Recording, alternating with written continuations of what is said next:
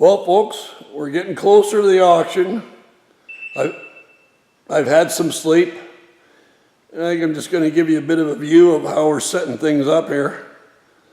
And we've managed to put up some good displays for the auction, as well as some amazing signs that we have here.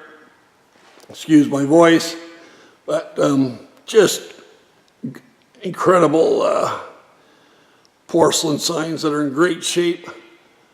We're going to give you a bit of a quick view here, and you can kind of see what's coming up in the auction. I got people asking me, you know, is it all just gas pumps? But, you know, as you're going to see in this video clip, it's not just all gas pumps. We're going to bring you around.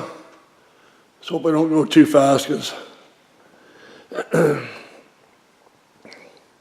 got some really nice white rose banner sign that just kind of went up there this afternoon, and we'll be selling that in 3 pieces.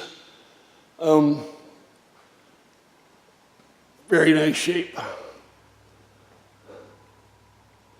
And as you can see, the red Indian pumps, amazing collection.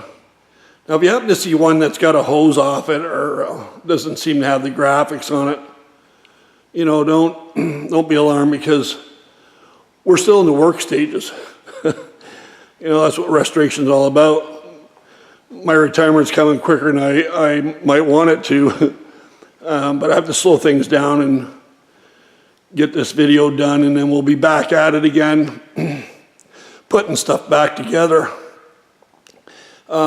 Nice Pennzoil sign, and you know, there's the rarest sign in the building, the Bango gasoline. Sorry for the glare, but that's just the lights. And you might want to notice, I forgot to mention that red Indian pump there, that Martin Schwartz has got a rotating globe that you can either have it rotate or you can keep it stationary.